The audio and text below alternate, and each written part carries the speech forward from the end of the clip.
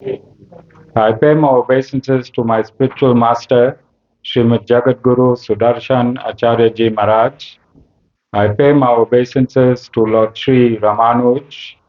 I pay my obeisances to our Purva Acharyas. I pay my obeisances to Mother Lakshmi, and I pay my obeisances to Lord Sriman Narayan. I welcome all of you here physically at the Sri Narayan Dham in Durban, South Africa. I welcome those that's watching this discourse locally, nationally, and internationally. And I welcome in advance those that's going to be watching this discourse when it is posted on YouTube and the various groups from around the world subsequently. We welcome Lord Ram, Mother Sita, Hanuman Baba, and all the Devis and Devtas that took part in the epic, the Ramayana, 2 million years ago, so that we, as humankind, can understand the purpose of human life on this planet Earth.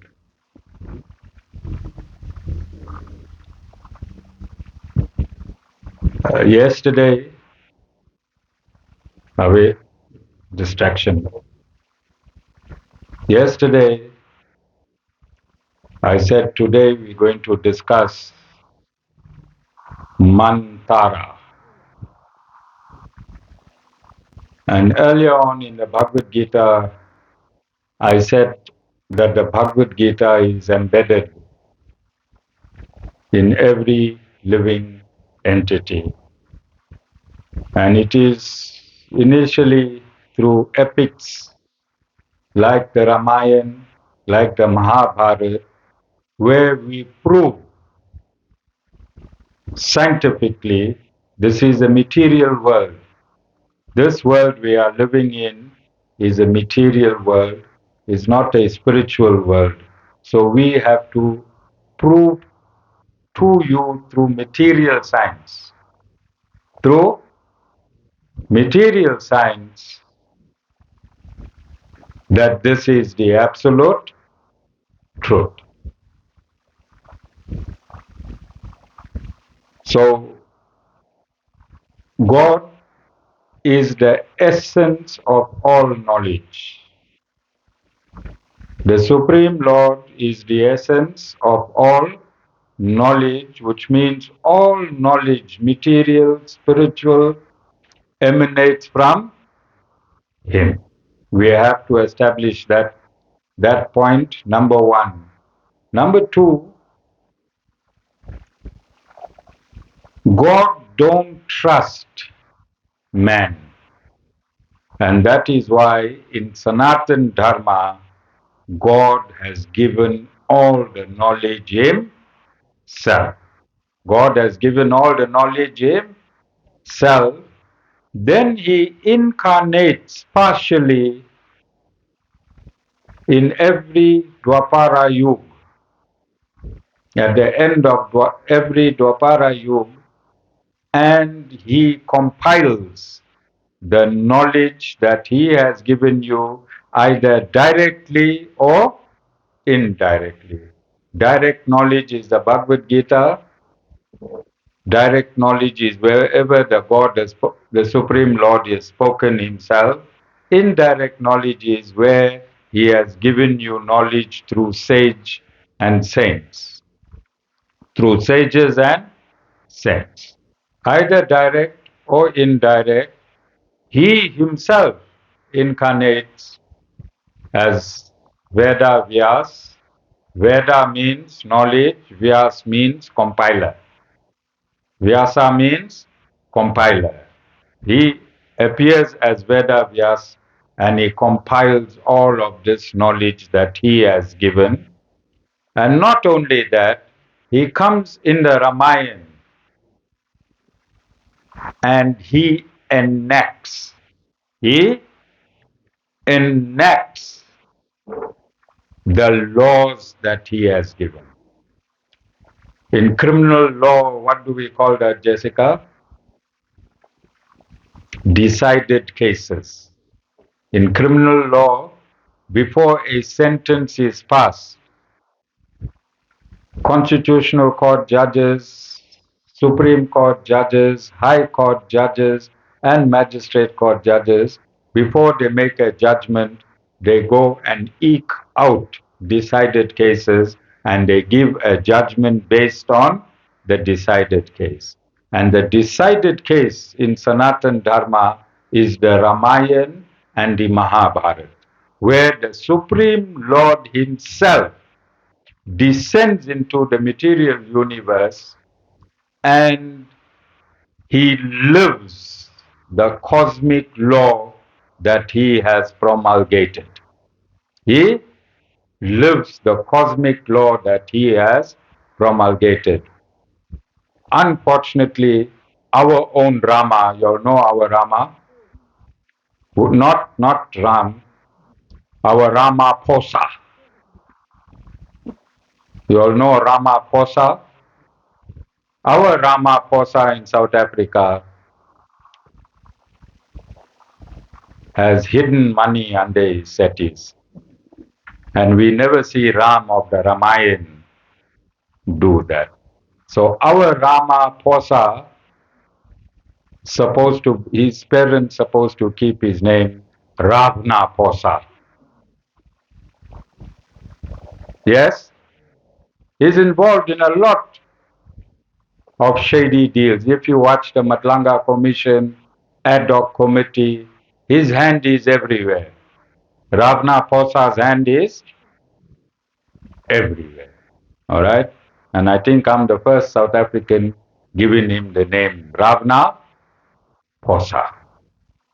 All right, Jessica? When we invited him during the municipal elections, you can write the President Ramaphosa in brackets Ravna Phosa. Okay? So the Supreme Lord in the Ramayana has descended upon earth and taught the same laws that he asked man to follow. The same laws which is embedded in man. The same laws which is embedded in man, he came and he enacted it. And I'm going to read those laws very, very quickly from the Bhagavad Gita. Remember, the Bhagavad Gita and the Ramayana has never been interfaced in the 21st century in the manner in which I am interfacing, but I'm interfacing it scripturally. I'm interfacing it with evidence. I showed you that King Janaka yesterday, I showed you that King Janaka is the father-in-law of Lord Rama, who is now Lord Krishna in the Bhagavad Gita. So I connected that too, and I also showed you right at the outset that Krishna says he is Lord Ram with the weapons. Did he not say that? So I'm interfacing the Bhagavad Gita with the Ramayana to show you that cosmic law is eternal. Cosmic law is eternal. The Supreme Lord is eternal.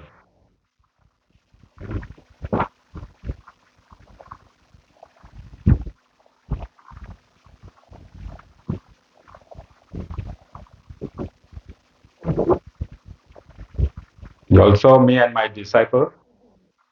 You all saw baby waving for the Guru. Did you all see that? Okay. So the baby knows. Baby knows. All small children in the satsang knows. When Yajvan was 3 years, he came to the satsang, he knew because the mind is not contaminated. They still have vision of the previous transcendental knowledge. And this is scientific. No hospital can teach you this. No psychiatrist can teach you this. No psychologist can teach you this. But here in this ashram, I can teach you that my spirituality is 100% original, authentic, and bona fide. This spirituality, yeah, in this ashram is 100% pure. And I have always been the first to prove it to you without you asking for evidence. It is my job. It is my job. I want you to look at me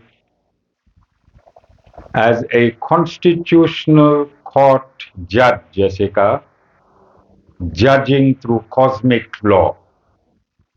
A constitutional court judge giving a deliberation through cosmic law.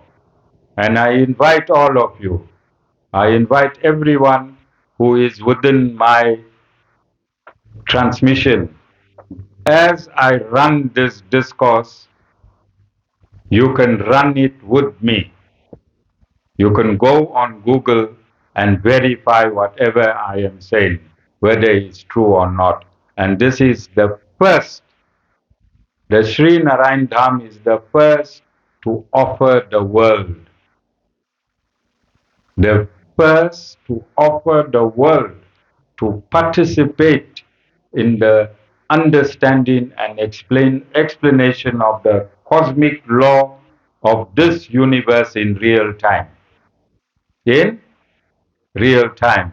We all in the world can do this together.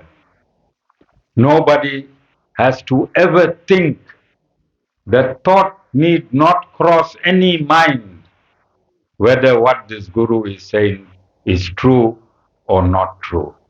You have capacity in the distance between your finger and your phone to verify what I am saying is true or not true. So there should never linger a question in anyone's mind who is listening to any of my discourses at any part of their life to have a doubt.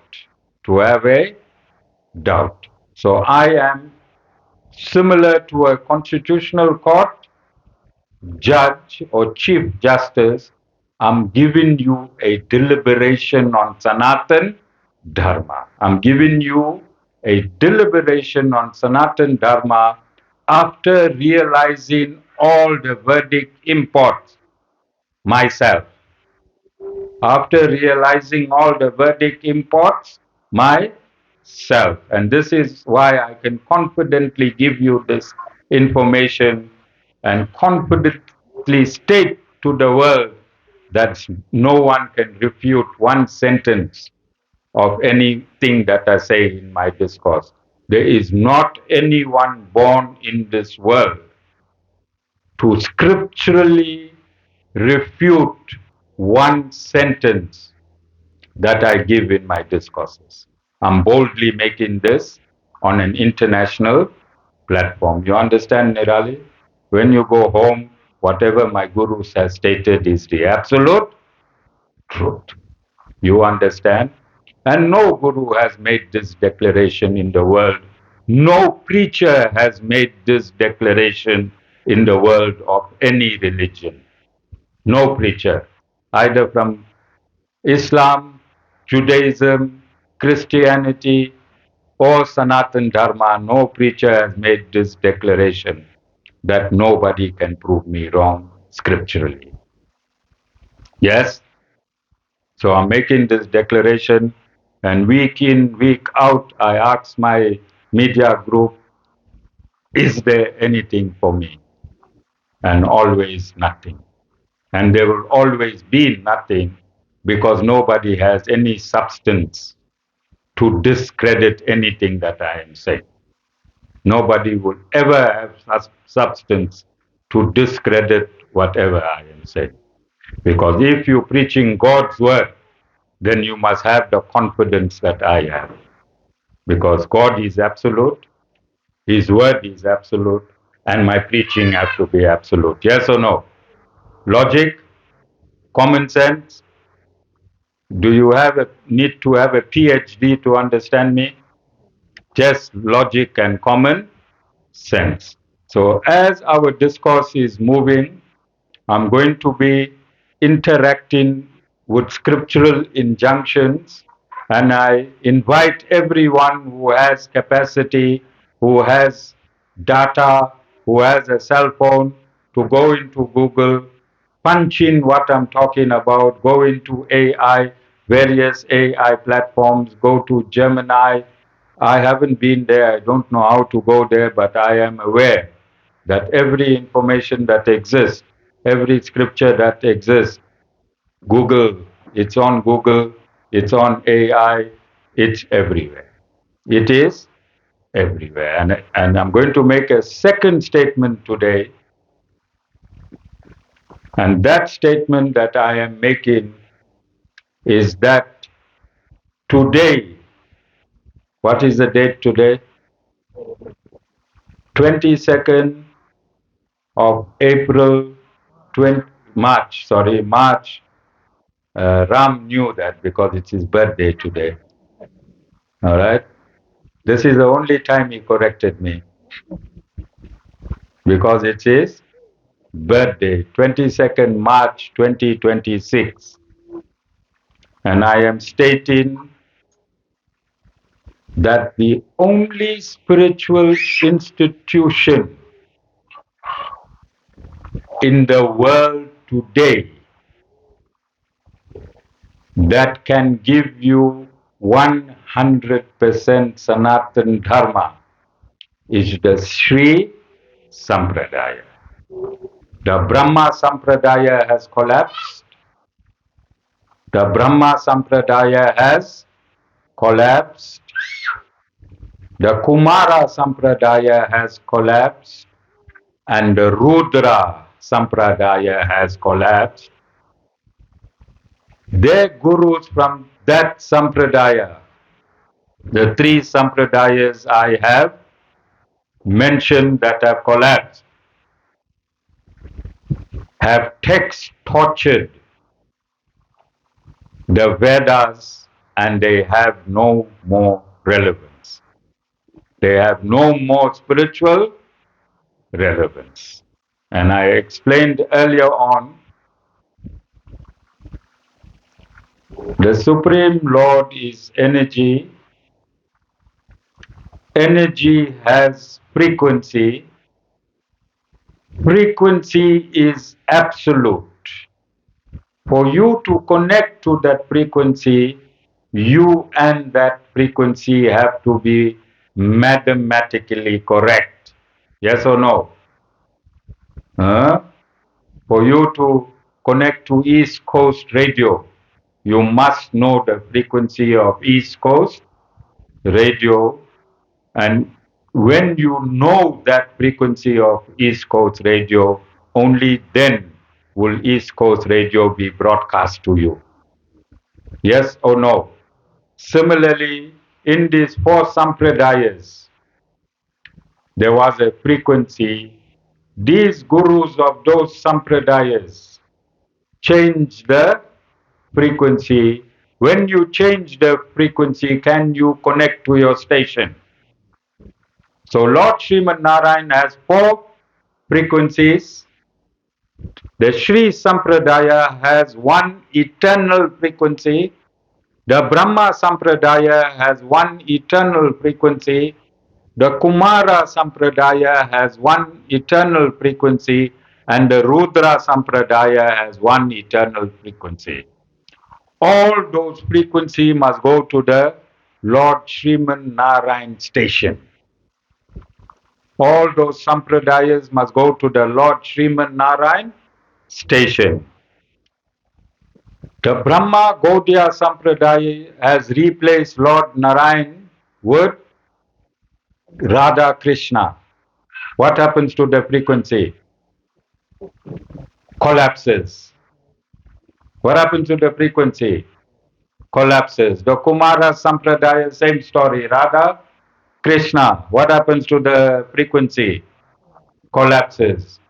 The Rudra Sampradaya, same story. Three Sampradayas, they change the frequency, and that is what there is no current. And from those sampradayas, there are millions of more sampradaya. And the last sampradaya is the eyes sampradaya.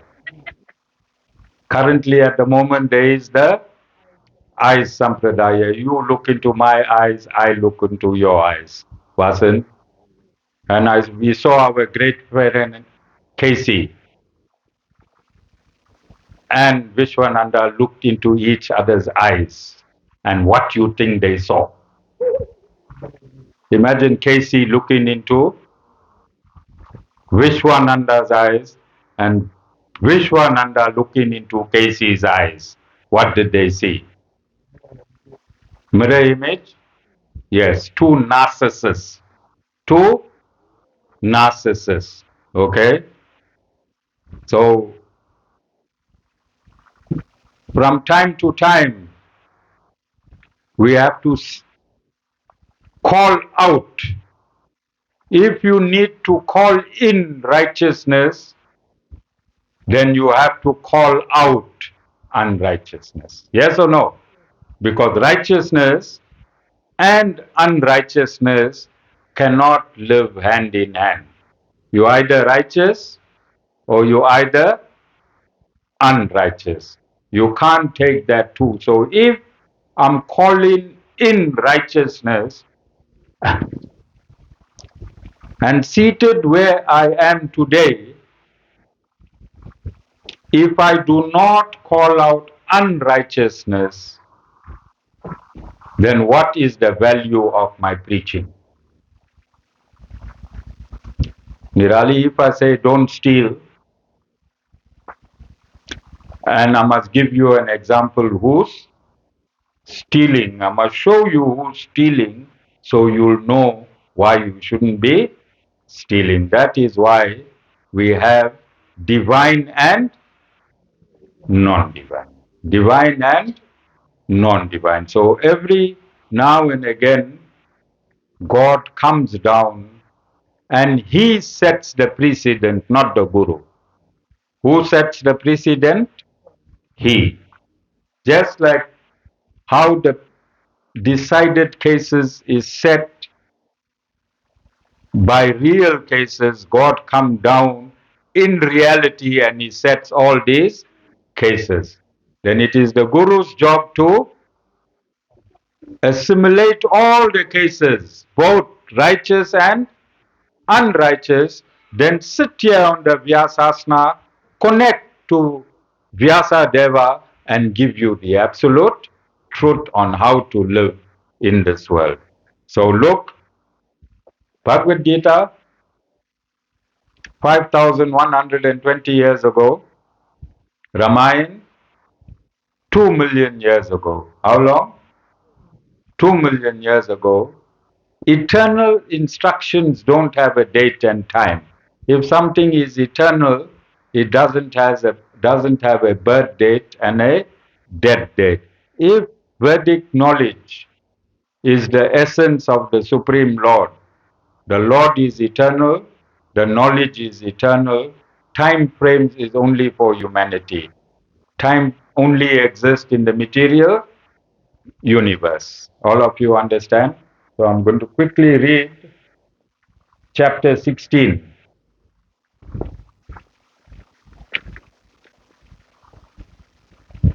Chapter 16, verse 1. Fearlessness,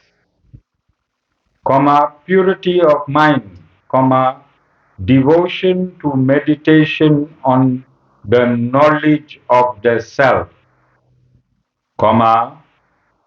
alms giving, self-control, worship, study of the Vedas, austerity, uprighteousness, verse 2, non-injury, truth, freedom from anger, renunciation, tranquility, non-slandering others, compassion to all beings, freedom from desire, gentleness, comma, the sense of shame, comma, freedom from fickleness, semicolon, 3, grandeur, comma, patience, comma, fortitude, comma, purity, comma, freedom from hatred, comma, and from overpride. These, O Arjuna, belong to him who is born to a divine destiny.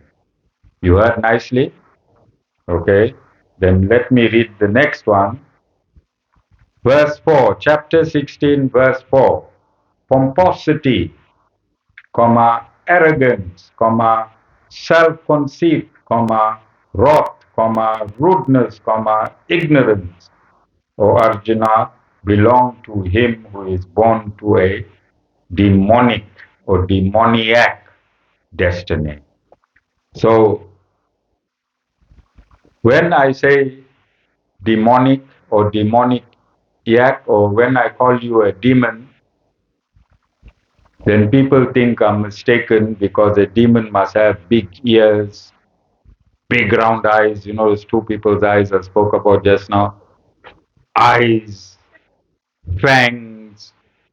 No.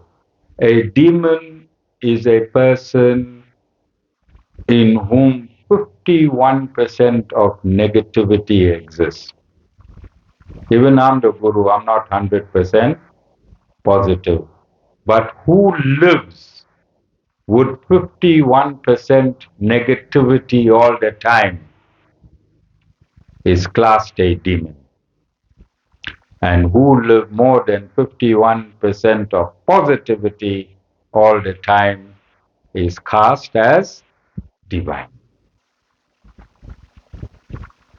I can see sad faces here. I can see 51% of your day in your 12 hours. Hey, Tiveshni is looking at me. Her eyes are stuck on me. Tiveshni. And then chapter 6. Let me go to verse 5. The divine destiny is deemed to lead to liberation, the demoniac to bondage. Grieve not, O Arjuna, you are born to a divine destiny. And the last one, 6. There are two types of beings in the world, the divine and the demoniac. The divine has been described at length. Hear from me, O Arjuna, about the demoniac. And as we proceed, because Lord Ram came in Treta Yuga, because there was over 51% negativity in the world. There were more negativity, and then Lord Ram had to come and balance and fix. That's when the Supreme Lord comes down himself. The Supreme Lord comes down himself when the Devis and the Devatas, when the cosmic administrators are attacked. Any time when the Supreme Lord takes an avatar form, negativity gets so high that the cosmic administrators are attacked. Who are the cosmic administrators?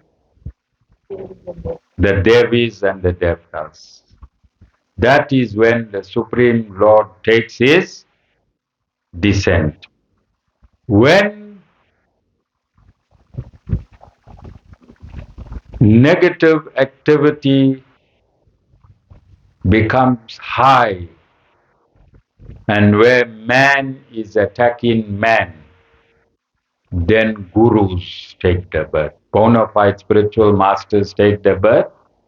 And what I am doing and what I have done from 2013, that is my mandate. I fight with the negativity inside your head. Where's the negativity? Inside you. Where's the positivity? inside you. In Kali Yuga, the demon and the divine live in the same body. The demon and the divine live in the same body. So Guru is well equipped to work with the demon and the divine in the same body. When the Guru point out your demonic side, you kick it. You, when the Guru points out your demonic side, you kick it. All right? I have been pointing out without any fear or favor. Doesn't matter how many presents you give me. You can ask Jessica. Doesn't matter what you do for me. I cannot be bought. I cannot be bought. If you are wrong, you are wrong. And if you are right, you are right. You know, when Marlene first came, the first 8 weeks of Marlene in my life was sour herbs doll. Was sour herbs doll. She said, hey, I'll give Sherwin's father sour herbs doll, and I'll be the best daughter-in-law in this family. Before Sherwin's car could stop, Marlene should get up and run from a running car with my doll into the kitchen. But a few weeks later, she got whacked none the same. Doll or no doll, sour doll or no sour doll, the Guru is here to be fair. Because if a Guru is not fair, he cannot be a Guru. If a Guru is not fair, he cannot be a Guru. Okay. So I read these qualities. Lord Ram descended with 26 divine qualities. Not all is in chapter 16, verse 1, 2, and 3. As we move along, I'll give you the remaining qualities. But when Lord Ram descended, he executed qualities from chapter 16, verse 1, 2, and 3 without going off 1 millimeter. Okay, so you understanding that God promulgated divine qualities. Now God has to prove to you how He lives those divine qualities. You think we have a fair creator? You think we have a fair creator? When I say fair, I don't mean white. When I mean fair, I don't mean white. Fair. Not Fa. Huh? Not WHITE. All right? FAIR, not in complexion.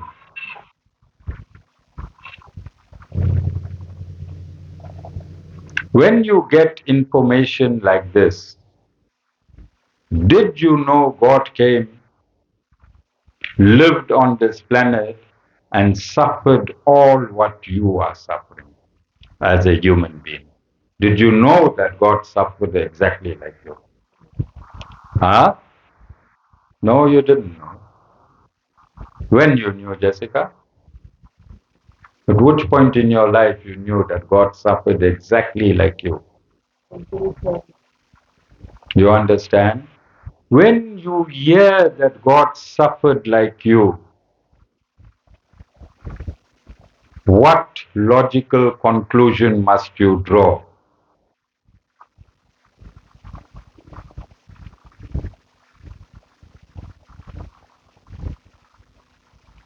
That this is a place of suffering, Malin.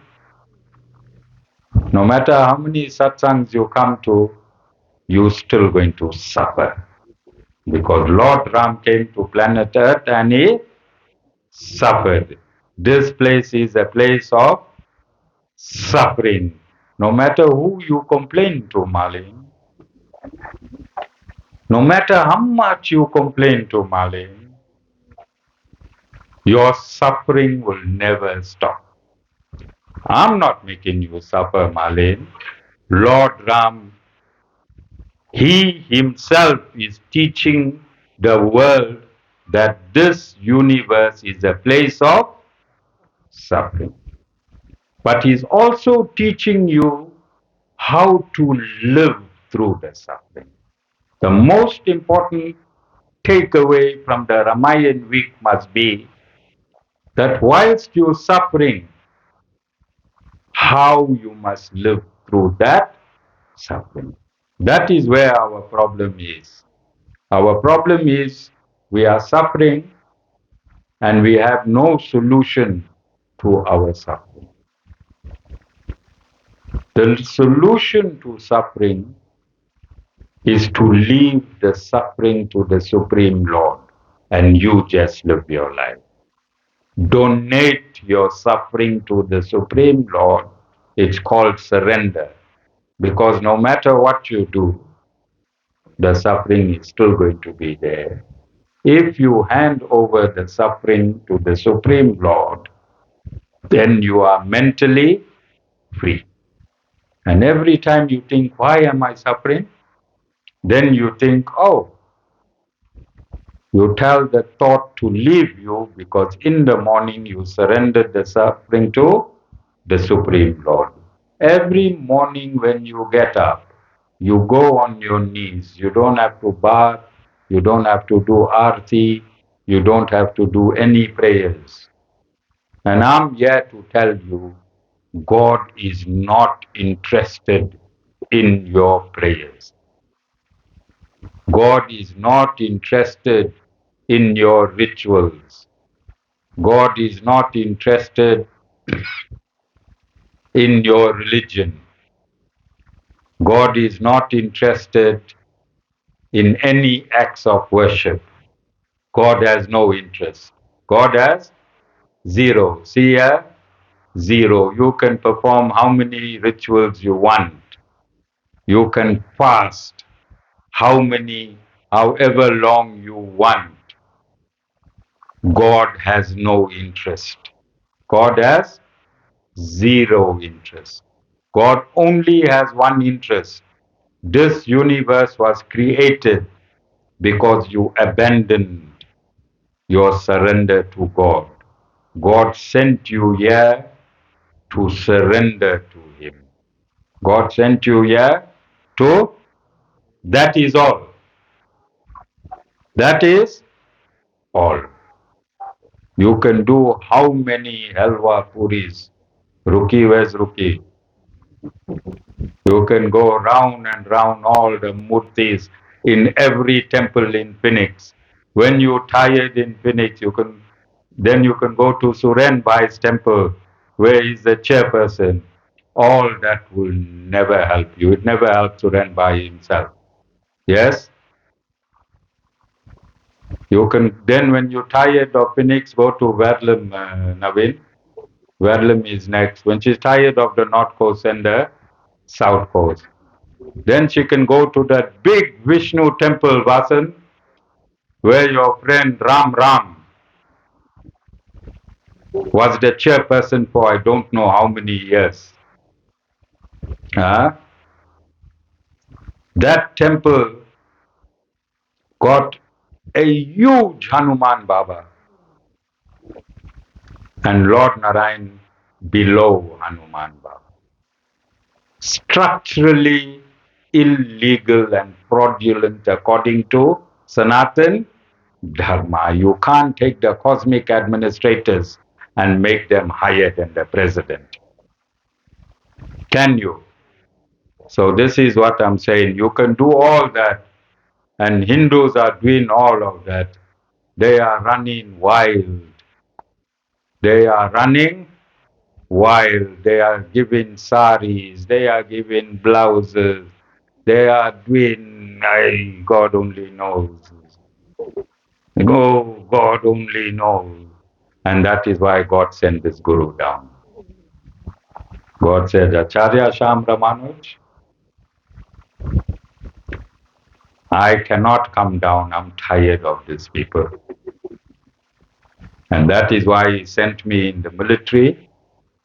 He sent me in law. I give you structured discourses, don't I? Go rewind all my discourses, go to my first discourse. Every discourse is structurally, scripturally, meticulously given to you. Do I not give you my discourses meticulously? And I also go beyond. You see, I never say my Guruji said. Have you ever heard me say my Guruji said? Have you ever heard me say my Guruji said? Because once you start quoting your Guru, who's going to start quote God?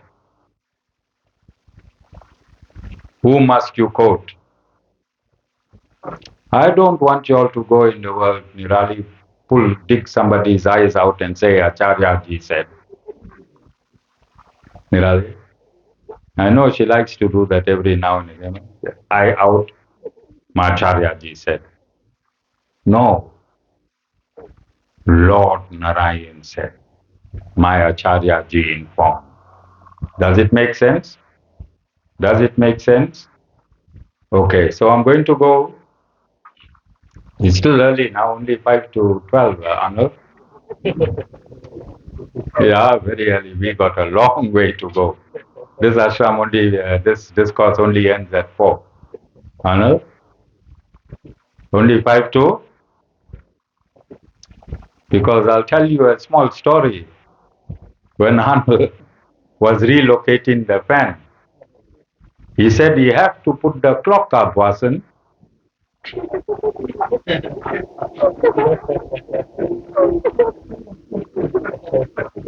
And he full stop. He said, I have to put the clock up and full stop. He didn't say anything. Then I told him many years ago there was another gentleman called Satish Pandey, and he put the clock up. He said we have to have a clock there. And he also put a full stop. Too afraid to say the next sentence. Just put a clock there and see God on whose side God is today. Because unless that clock show me 4 o'clock, I'm not going to stop. Two people's karma one day. God wait,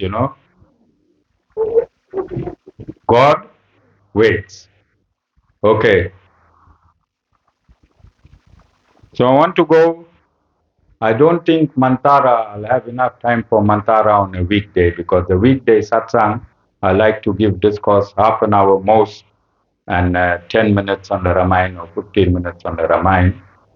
So I want to go into Mantara because Mantara is more important than Ravana. Mantara is more important than Ravana. And Mantara represents envy and greed. Mantara represents envy and greed. She was the servant of one of the queens of King Dasra before she became queen. So she came from original servant, and after she became, what's her name, Jessica? I don't know. You must. I'm not into names. I'm into science behind the story. All right. So she was the servant of the queen before the queen married, and she continued to be the servant. And this queen was the favorite queen of King Dasrath, and Lord Ram was going to take the throne.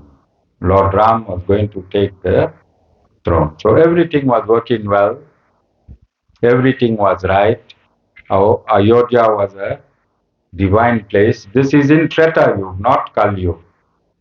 This is in Treta Yuga. Look where, when, and what caliber of people started therein. Treta Yuga. All right. So she made sure she disrupts this divine situation. She disrupts it. And you have people here that can convince you when you're doing right thing to do wrong. They can be your mother, they can be your father, they can be your brother, they can be your sister, any part of your family, they can convince you to follow the wrong path. And they are represented here by Mantara today. Today in the Ramayana, Mantara changed the destiny of the Supreme Lord. Yes, he was supposed to be coronated king. She changed the destiny and he had to go in the forest and be exiled by for how many years? Can you see how demonic people can influence the life of the Supreme Lord himself when he took a human birth? As I said, Lord Ram took a human birth and he lived as a human being. If you pinched him, he'll make because he took on a human birth. You understand? He wanted to show mankind that even God suffers through through demonic people in this universe, in the material universe. And whilst I'm here, I want to pay tribute to my father in law. He was a musician. Every day when he came from work, he ran a factory, he ran a mini factory. He never swore in his life, he never smoked in his life, he never drank in his life. Mr. Mahabir Patrach, I want to pay special tribute to him because he was a Ram Bhakt. He should sing the Ramayana every day of his life. He should. And that is how Shravan picked up singing. Nobody taught Shravan to sing. He never sang in his life. You all know where he's coming from. He was living in Nigeria for many, many years, and there's no bhajan groups there. But he's a natural singer. You all heard him sing? Now he's playing the nal. Nobody taught him to play the nal. His grandfather was a nal player and a harmonium player. And Vasan, when I was very, very young, in my 20s, he asked me to join him away when I was in my chops, chutney, Arnold, when I was in my whiskey, brandy, cane slash beer, and I was a policeman that time. I had a heavy left hook and a right hook and a Beretta 15 shooter. And I'm thinking, hey, this old man must be really off, really off for me to ever think I'll want to have anything to do with the Ramayana.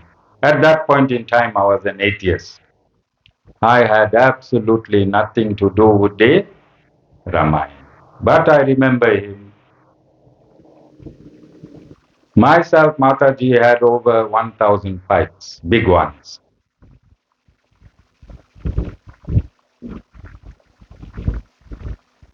He never got involved.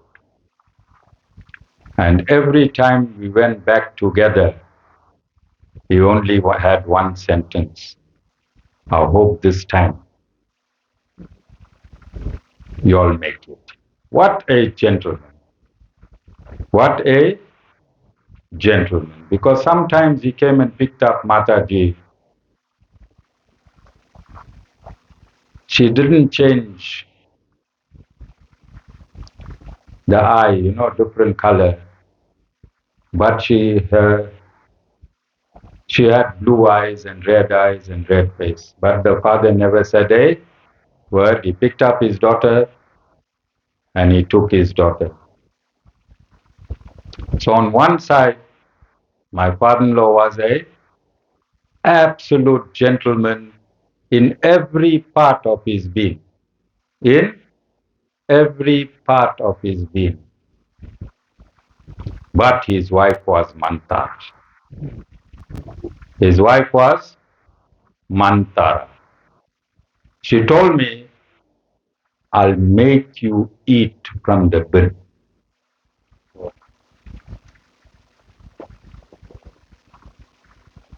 And I was a young policeman, 25 years old. I don't know how I didn't shoot her. Sometimes I think how I missed shooting her because I shot so many people. Rajak will tell you. And she was enemy number one. I just can't understand how I didn't shoot her. And I nearly eat from the bin. And I nearly eat from the bin. I was the richest son-in-law.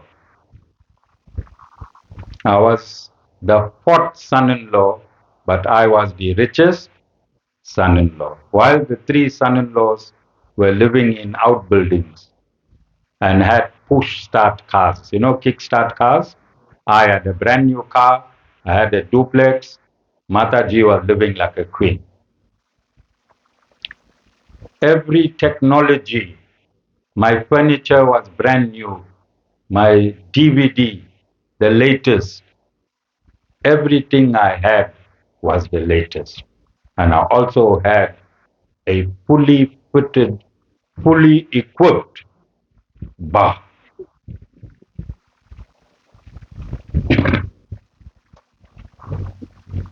So we had a bottle store called Liberty Liquors in Queen Street.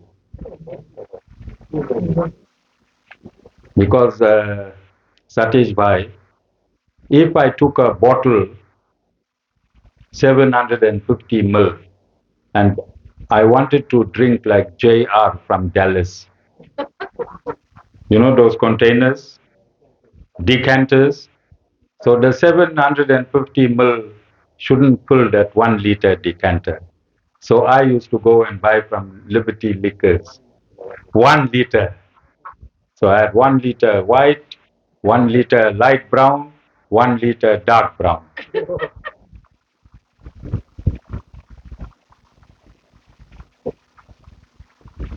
And then I got lazy. I started keeping, Naveen, you'll like this.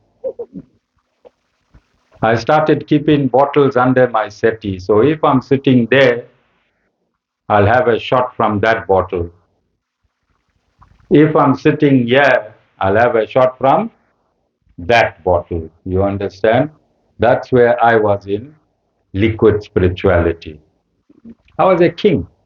I was a no bribe, policeman salary, but I was living it up. Never missed an account, never made Mataji suffer for a slice of bread. In fact, every month she should take out the meat from the fridge and throw it across. We had wild cats so that we could put new meat into the fridge. And that is the life. I wanted my children to have everything. Sean was born then. Sean was born. I wanted my children to have everything of the best. When I should go to work, I should kiss him goodbye because I didn't know if I'm going to come back. Because when I went to the police station, I gave the police force my best. If they sent me to a house breaking in progress, I was first there. Rajak will confirm all this. The dog handlers, I should make the arrest and give it to the dog handlers because the dog handlers needed so many arrests per month to be qualified to be in the dog unit. And dog handlers were all white guys that time. I worked in a white area. I should make the arrest. Then the dog handler should reach there. Then I should open the suspect and tell him, run, boy. As the boy is running, dog grab him, bite him. Then the dog handler took the arrest. Do you understand? So I was efficient, I was meticulous, I was happy. Uh, I wanted a proper home both for Sean and Sherwin. But my mother-in-law, when she made the commitment that I'll eat from the bin, she continued on a commitment until I was destroyed. And this is why I tell you I was sick for 20 years. Don't I always tell you I was sick for 20 years? Yes, nobody wanted to believe me. Mataji kept going to her mother's house, coming back, going to her mother's house, coming back. Sean, I think we took about 20 transfers for him, every school, up, down. And her mother never relent. Right up till the end, when no children wanted her, when no children wanted her, I paid enough money to live in that house. She told me on the phone, she was in Joburg. She said, I'm never going to come back to Durban. Make that driveway, do whatever you want, that house is yours. That was a 25,000 rand house. I think with the bond, it came to 75,000. Came to 75,000. I spent 180,000 because she gave that commitment on the phone. I did my share. When Sean got married, he did the complete modern renovation. I think 170,000. When nobody wanted her, when all her children, rich children, did not want her, I told Mataji, tell your mother, come and live with us. When she came and lived with us, she pulled a mantara with Sherwin, and Mataji and I had to leave with 2 bags. We left that house with 2 bags and went and stayed in Westville. Wasn't? You picked us up, you took us. How many bags? 2 bags. 1 bag of clothes for Mataji, 1 bag of clothes for me. We went and stayed in West. And today we're living in a palace. Is this a palace? There's my bedroom in the back. This is my lounge. Have I got settees there in the front? This is my lounge. You understand? And that is why many of you went to the funeral. I did not go to the funeral. Because when I was an ordinary human, before I became a guru, I made a commitment that I am going to go and spit on her face at the cemetery. So I became a guru. I had to change the commitment. And if I changed the commitment, I could not be there. You understand? That's the second time we walked to the back. The first time, my father-in-law had that old suitcase. You all know that old suitcase? That 30-year-old suitcase, you all know that one? When I met Mataji, I was in school. From school, I went to university. From university, I became a policeman. I had many cars. I lived in many places. My wardrobe was full. I wore Pierre Cardin, Caduci. I wore belly shoes, Bostonian, Medicus. I wore Jack Purcell. I loved my dressing. But my mother-in-law reduced me to to my father-in-law's suitcase. I went, wasn't so big suitcase. I was so sick. When I left Mataji, I shook her hand and I told her, I wish you the best. And I left. But that is not the story that went. You understand? I left decently. I shook Mataji's hand. I said, you live your life. I am going. I'll go live my life. And I wish you all the best. From Monroe Drive to this bus stop, Monroe Drive to the bus stop took me 2 hours. That's how sick I was. Every step I took, I thought I'm going to fall and die. I reached the bottle store here. I bought an Amstel just to have strength and energy. I sat in the bus. I jumped off in Warwick Avenue. Remember, from brand new cars. From brand new cars, Vasan. Your guru is, and Vasan met my mother-in-law, thank God.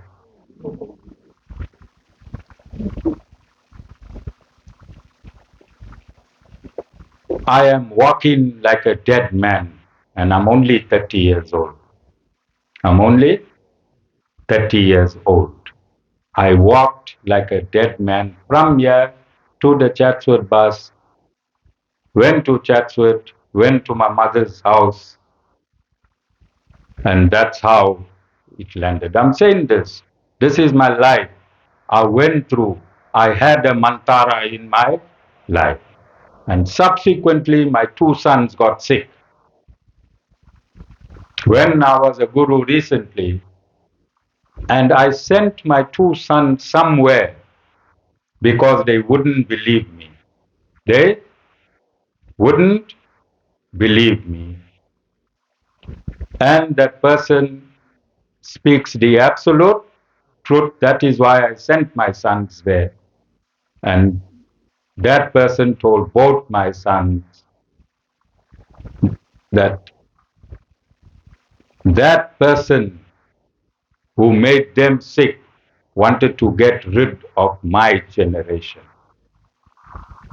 Wanted to get rid of my generation.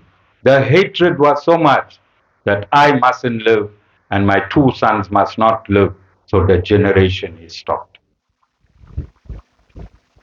The boys are there, you can ask them. I send them alone without going myself, because if I told them, they'll tell me I'm biased. You understand? So this part need to go in my biography, Jessica, because in my biography I just say I was sick for 20 years. But I believe by me giving this discourse, I have no hatred. I have no hatred for my mother-in-law. Right at the outset, in the beginning, when I first left Reservoir Hills, there was a frame that somebody was selling. And that was my mantra. In the frame it was written, I wish a long life to my enemies so they can see my success. And photographs will show you that my mother-in-law there in Saligram, she touched my feet and she bowed down. And she came to this ashram. She heard we got an ashram. She told her sister, Mataji's sister, recently, she said, Mataji and Shami are living in the Jondols in Palmet Road.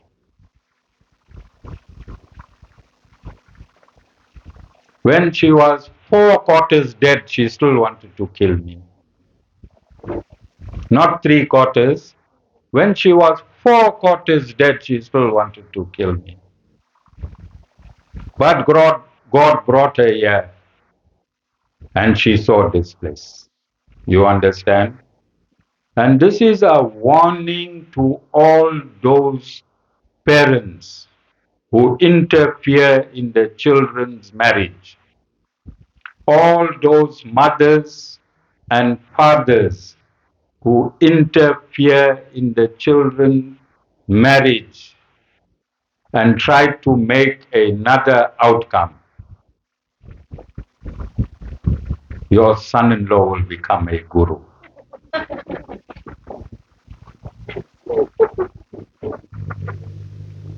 Your son-in-law will become a guru. And this mantara that permeated in Lord Ram's time, sent Lord Ram. Remember, I said I have no hatred because this was a karmic unfolding that I had to go with my family. I had to live this karma because this discourse around the world, this discourse will be a medication to those that is undergoing a similar plight that I underwent.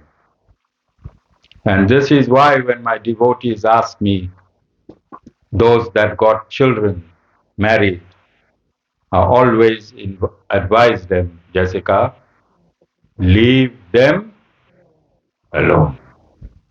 Leave your children alone. Don't teach your children. Let them stay unless they are in a violent marriage. Unless they are in a violent and irreparable marriage, and you can see that your child is going to die, then you withdraw your child from that situation. If you know your child is going to die in a marriage, then you help your child to come out of that marriage. There are enough institutions in this country. There are enough institutions in this country that can assist you. If you know your child is going to die in a marriage, you assist your child to come out of that marriage. Yes? Otherwise, do not interfere in your child's marriage. If you have a daughter,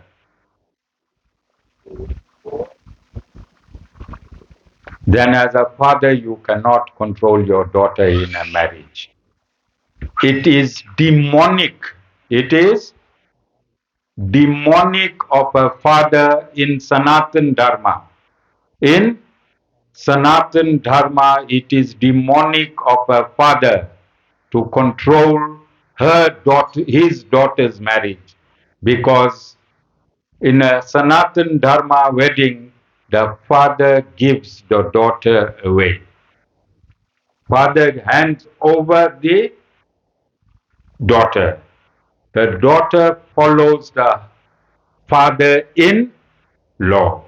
Any father that breaks the righteous following of a daughter, I'm saying righteous, I'm saying righteous, I'm using the word righteous. Any father that stops his daughter after she is married to a righteous spiritual discipline of the husband and the father-in-law, that father is a demon. That father is a demon. And a demon's character is listed here. Is listed here. I wanted to ask Ram whether he is interfering in his two daughters' marriages, but I see he kicked it. I see Ram no more.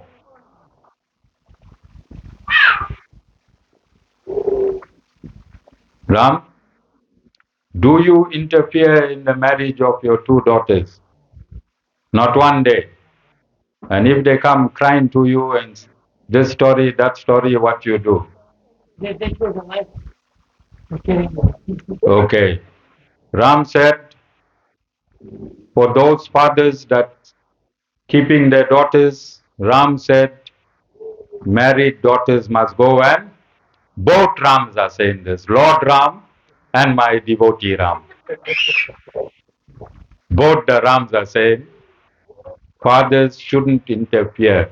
In fact, a father is supposed to give a daughter a sounder and send the daughter to the husband. A real father, when the daughter comes running back home, one can party go back to your husband. If the husband is righteous. Do you understand? So this is what's happening amongst Indians.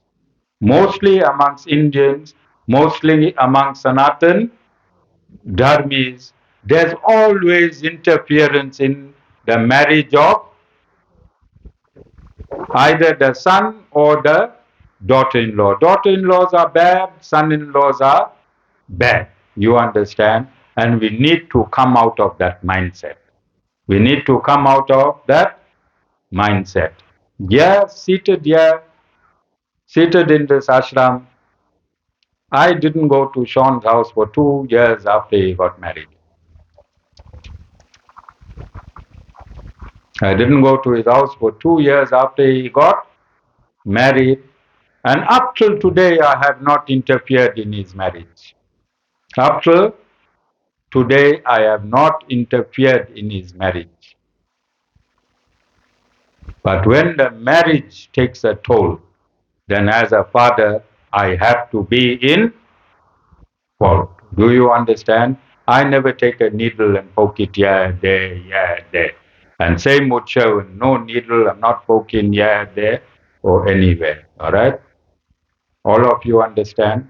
Because what I teach you, I have to practice. And I have to practice with my own children. I'm a householder guru. I am a householder guru. I'm not a sannyasin. I'm not carrying one stick with the flag. I got two children, two grandchildren, and one on the way. And I got a grandchild in Joburg from my daughter. And I don't interfere in my daughter's life or her marriage because she chose a man, she was with the mother, they got married, and they are living. I haven't went to her house as yet. Do you understand? So please don't interfere in your children's. You can discuss it, Ram. You and Bobby can sit and talk. Hey, that Avir is.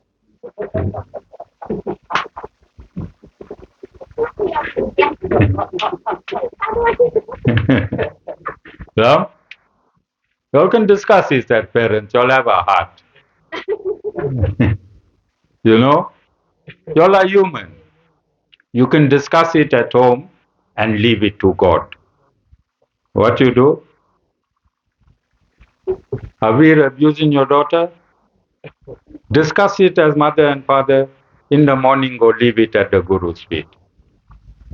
Don't phone Avir and say, you, Ram, I'll shiga one for you.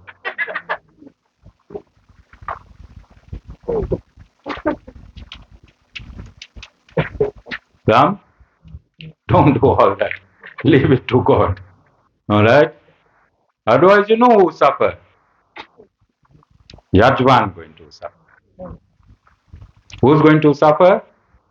Yajvan going to suffer. And the hatred is so bad in these demonic people that destroy marriages. They don't care what happens to the grandchildren. They care a nix what happened to the grandchildren. They care a nix what happened to the daughter or to the son. If they hate you, they'll muti you up. They will spend all their money until they see you down. I was a few centimeters from the bin, but God never gave her that opportunity. God never gave her that opportunity. You know, when I came back after 10 years of divorce, what do you think the family's response was supposed to be? You know, that was my 10 years exile. Ram had 14 years, Arjuna had 14 years, Vasan. Guru beat them, he had 10 years. When I came back, what do you think? My two boys were suffering in that 10 years when I was not there. When they told Mataji, divorce that rubbish, what they said? Divorce that rubbish, we'll take care of your children.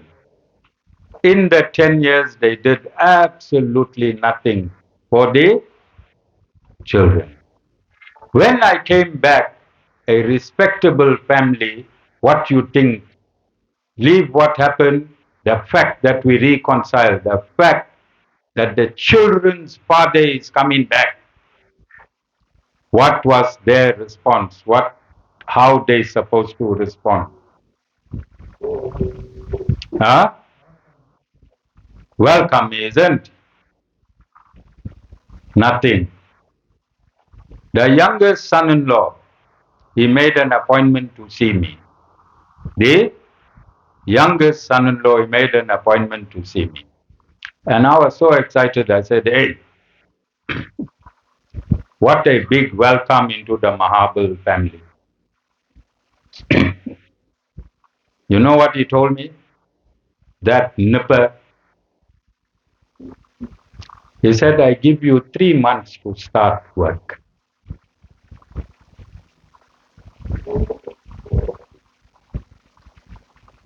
I give you 3 months to start work.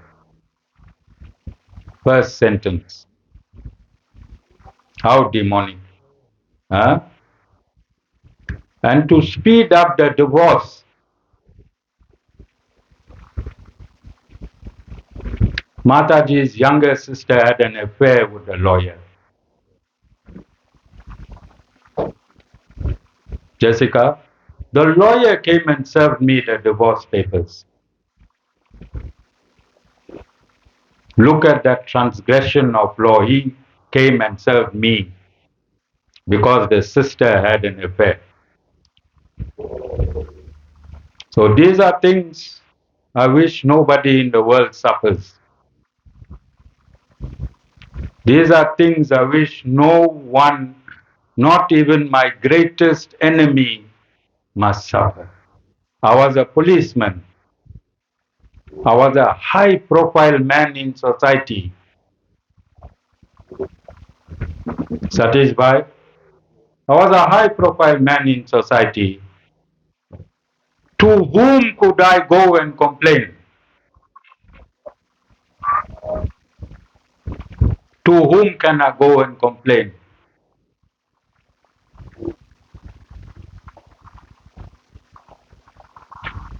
Every day at midnight, an owl used to come on my window and cry.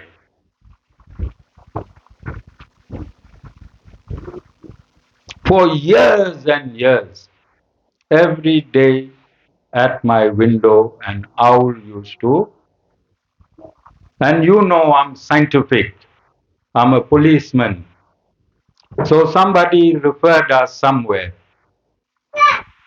Beautiful story. You love it? No, it's a guru's pain. And the guru need to take his pain out. So we went to Stanger. And there was a man in Stanger. He said, must come with 1 kilo meat. Marlene, I hope you're listening nicely. Man in Stanger said, come with 1 kilo meat. I'll go 12 o'clock in the graveyard. and I'll return the owl. So I gave him a kilo meat. I'm sick. I am sick. I'm going this position on the seat. I don't know which breath is my last breath, and I'm only 30 years old. I'm only 30 years old. And this man said, come with your meat. I'll go midnight. I'll go to the graveyard. So he went to the graveyard.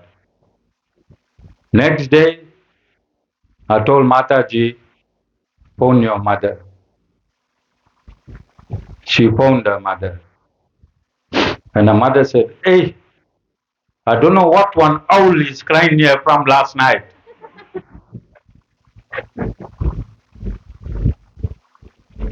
Then I told her, tell your mother what we did. She told her mother what we did. The mother put the phone off. She put the phone down. You understand? Then I even offered her.